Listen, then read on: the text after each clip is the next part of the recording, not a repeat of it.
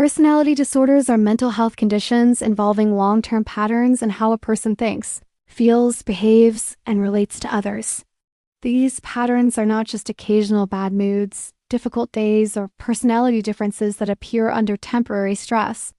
They become clinically important when they repeatedly cause suffering, conflict, isolation, unsafe choices, or major problems in daily functioning.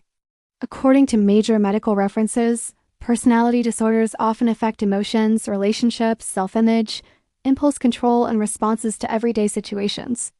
The word personality can sound simple, but it represents a complex system built from temperament, experience, memory, habits, relationships, and coping styles.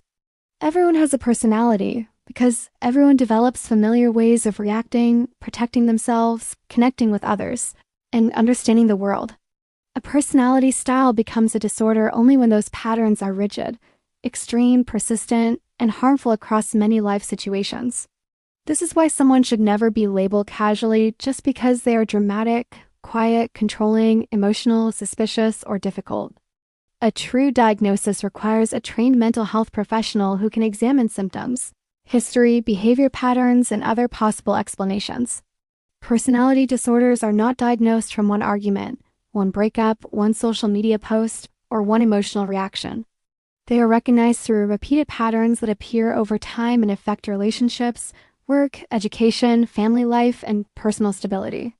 Many people with personality disorders do not fully realize how strongly their patterns affect others or themselves.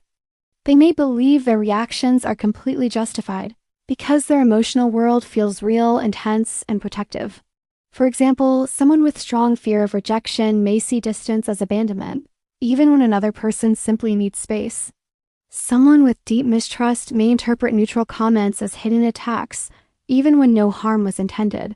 Someone with extreme perfectionism may believe control is necessary, even when it damages relationships and creates constant stress.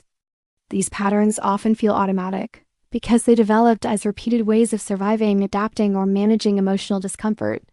A personality disorder does not mean someone has no hope, no humanity, or no ability to change. It means their coping patterns have become so fixed that they create problems instead of solving them.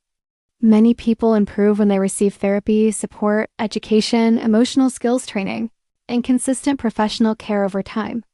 Psychotherapy is considered the main treatment for personality disorders, while medication may help specific symptoms or coexisting conditions.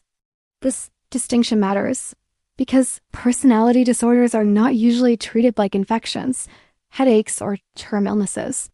There is no simple pill that instantly rewrites someone's relationship patterns, emotional reactions, self-image, or coping habits. Traditional treatment usually focuses on understanding patterns, building healthier responses, improving relationships, and reducing harmful behaviors. Therapy can help people notice triggers before they explode into conflict, withdrawal, panic, manipulation, or self-destructive choices. It can also help families understand what is happening without excusing abuse, enabling harm, or ignoring personal responsibility. One important idea is that personality disorders exist on a spectrum, not as identical copies in every person. Two people with the same diagnosis may look very different depending on their history, culture, age, support, and stress level. One person may be loud, reactive, and visibly distressed, while another may hide symptoms behind silence, control, or emotional distance.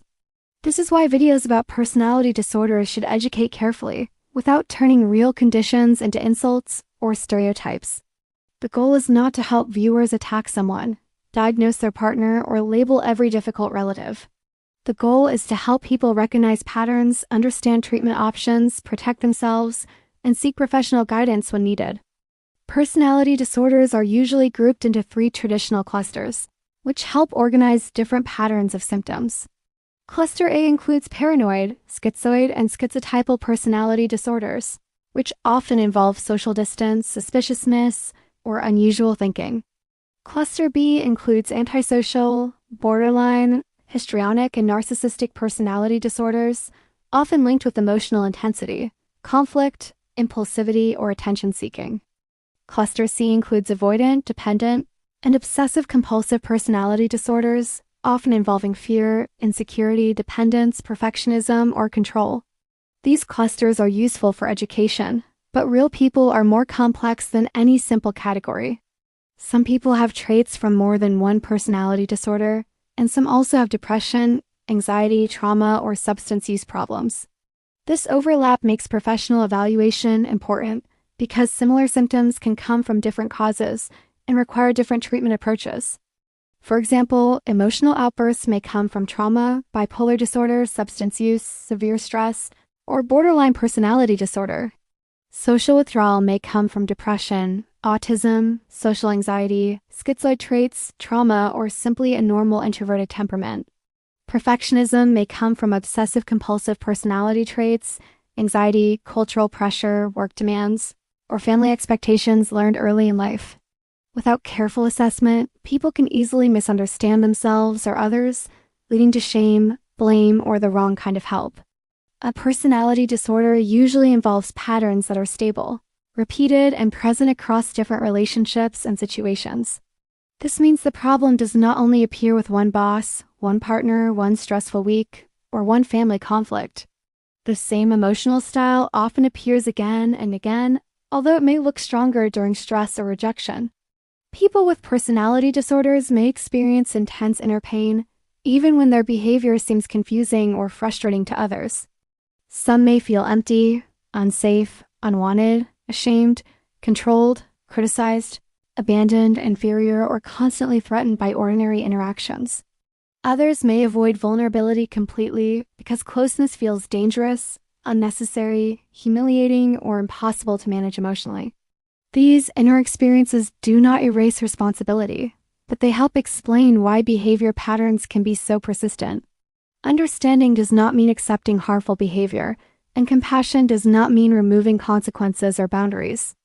A balanced approach recognizes pain while still protecting safety, dignity, and accountability for everyone involved. This is especially important for families, partners, coworkers, and friends who may feel trapped in repeated emotional cycles. They may walk on eggshells, avoid honest conversations, over-explain themselves, apologize constantly, or feel responsible for another person's reactions. In some relationships, personality disorder traits can create intense closeness one moment and painful conflict shortly afterward. This repeated instability can confuse everyone involved, especially when apologies, promises, blame, affection, and anger happen in cycles. A helpful question is not only what diagnosis does this person have, but also what pattern keeps repeating. Does the person repeatedly fear rejection, mistrust others, demand control, avoid closeness, need admiration, or depend excessively on reassurance? Does the pattern create real problems in work, school, relationships, parenting, finances, safety, or emotional health? Does the person recognize the pattern, take responsibility, and show willingness to work on healthier responses? These questions are often more useful than using a diagnosis as a weapon during conflict.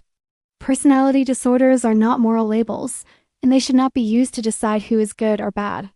They are clinical descriptions of patterns that may cause suffering, impairment, and repeated interpersonal difficulty. Many people with personality disorder traits also have strengths, including sensitivity, creativity, persistence, intelligence, loyalty, discipline, charm, or emotional depth. The challenge is that strengths can become problems when they are extreme, rigid, or disconnected from reality and relationships. For example, confidence can become entitlement, caution can become suspicion, independence can become emotional isolation, and organization can become control. A person may not choose the original pattern, but they can still learn responsibility for how they respond today. This is one of the most important messages in any educational series about personality disorders. The past may explain the pattern, but treatment focuses on building a safer and healthier future. Many personality patterns develop from a mixture of biology, temperament, childhood environment, attachment experiences, trauma, learning, and repeated relationship messages. A sensitive child in an invalidating environment may learn that emotions are dangerous, shameful, useless, or impossible to regulate. A child exposed to betrayal or instability may grow into an adult who expects abandonment, rejection, control, or hidden threats. A child rewarded only for perfection may learn that mistakes are intolerable and personal worth depends on performance. A child who never receives consistent support may become overly independent, excessively dependent, or deeply unsure about relationships. These examples do not explain every case, but they show how personality patterns can become emotional survival strategies. Over time, the strategy may continue even after the original environment has changed. The person may react to today's partner, coworker, or friend as if they were facing yesterday's danger. This creates painful misunderstandings because the reaction may feel protective inside but destructive from the outside. Therapy helps slow this process down so the person can recognize triggers before automatic reactions take over. A therapist may help someone ask, "What am I feeling? What am I assuming? And what evidence supports this?" They may also learn to separate current reality from past emotional memory, which can reduce extreme reactions. For many people, progress begins when they understand that feelings are real but not always accurate guides. A person can feel rejected without actually being abandoned, criticized without actually being attacked, or unsafe without being in danger. Learning this difference can be life-changing, but it usually requires repetition, practice, support, and patience. Personality disorders are often difficult because they affect identity, not just symptoms. Someone may not say, "I have a problem with mistrust," but instead say, "People cannot be trusted." They may not say, "I fear rejection," but instead say, "Everyone leaves when they see the real me." They may not say, "I need control," but instead say, "If I do not manage everything, everything falls apart." Because these beliefs feel like truth, change can feel threatening rather than helpful at first. Therapy is not simply about telling someone they are wrong, because that usually creates defensiveness or shame. Good therapy builds awareness gradually, helping the person test beliefs, develop skills, and tolerate emotional discomfort without destructive reactions. This process can be uncomfortable because it asks someone to question patterns that once protected them. Still, many people improve when they stay engaged, practice skills, and work with professionals who understand personality disorders. Another key point is that early recognition can reduce suffering for everyone involved. When someone understands their patterns earlier, they may avoid years of broken relationships, job losses, crises, or unsafe coping behaviors. Families can also learn better responses, instead of reacting with only anger, panic, rescuing, avoidance, or blame.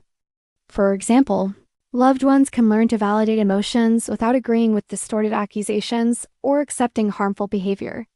They can say, "I see this feels painful," while also saying, "I will not continue this conversation if yelling continues."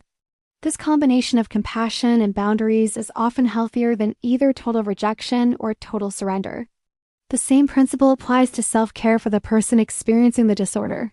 Self-compassion is important, but it must be paired with responsibility, treatment, and willingness to practice new responses. Healing does not mean becoming a different person overnight or erasing every painful trait forever. It means gaining enough awareness and skill to reduce damage, build stability, and create safer relationships. Personality disorders can affect work because emotional patterns do not stop at the office door. A person may struggle with criticism, authority, teamwork, deadlines, uncertainty, rejection, or perceived disrespect from coworkers or supervisors. Some may quit impulsively, argue intensely, avoid responsibilities, overwork obsessively, or depend too much on approval. Others may perform well professionally but experience serious instability in private relationships where attachment emotions are stronger. This is why functioning can look uneven, with success in one area and deep difficulty in another. The person may appear confident publicly but feel fragile privately, or seem calm outwardly while feeling constant internal pressure. Personality disorders can also affect parenting, friendships, romantic relationships, finances, and physical health habits. Emotional instability may lead to impulsive spending, risky relationships, poor sleep, substance misuse, overeating, isolation, or neglecting medical care. Chronic conflict can increase stress for everyone nearby, including children who may not understand the emotional patterns they witness. This does not mean people with personality disorders cannot be loving parents, partners, or friends. It means untreated patterns can create repeated harm, especially when the person lacks insight or refuses support. With treatment, education, and accountability, many people can improve relationship quality and emotional stability. One major myth is that personality disorders are untreatable, hopeless, or permanent in the worst possible way. This myth discourages people from seeking help and encourages others to dismiss them as impossible cases. Reality is more hopeful, although change usually requires time, motivation, consistency, and specialized support. Some symptoms may soften with age, experience, therapy, stable relationships, or reduced exposure to chaos and stress. However, waiting without treatment is not always wise, especially when there is self-harm, violence, addiction, or severe relationship damage. Professional help becomes especially important when someone feels unsafe, suicidal, out of control, or unable to manage daily life. If there is immediate danger, the priority is emergency support, crisis services, or urgent medical care. Educational videos should always remind viewers that online content cannot replace diagnosis, therapy, or emergency intervention.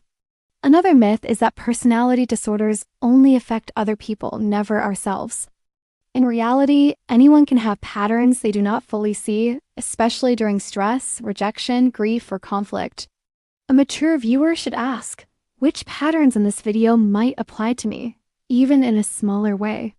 That question turns education into growth instead of gossip, blame, or entertainment based on someone else's pain.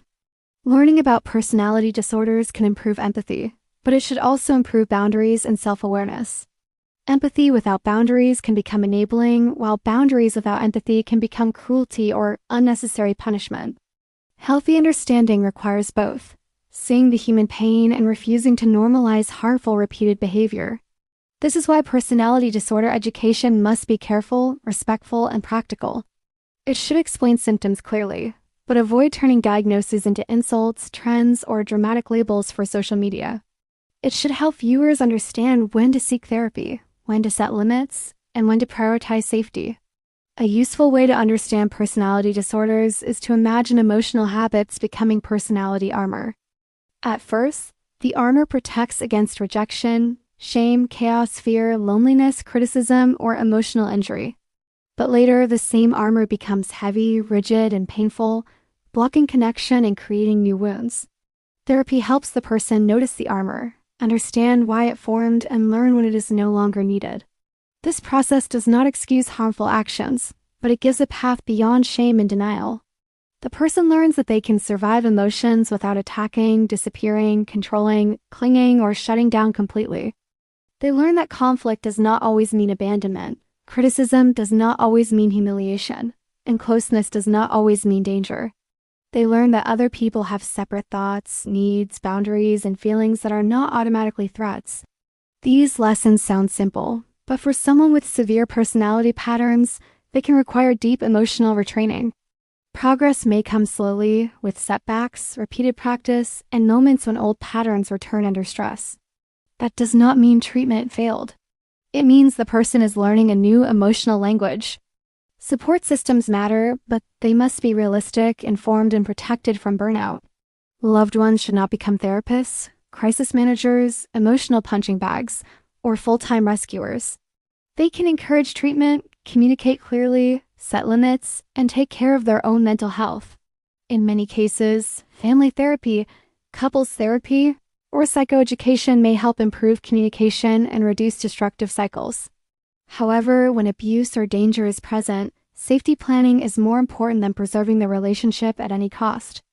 A personality disorder diagnosis should never be used to pressure someone into staying in a harmful situation. At the same time, it should not be used to strip someone of dignity, hope, or the possibility of change. Both truths can exist together. The disorder may explain patterns, and the person remains responsible for seeking help. For viewers, the most important takeaway is that personality disorders are real, complex, and treatable with proper support.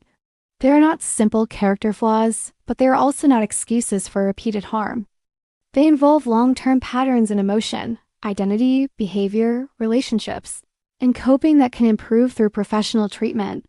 The first step is awareness because people cannot change patterns they cannot recognize clearly.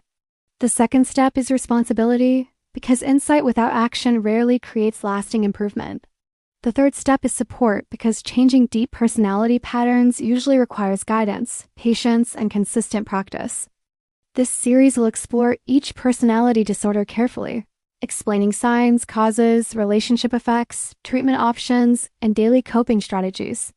The goal is to educate without stigmatizing, simplify without distorting, and create content that helps viewers think more clearly.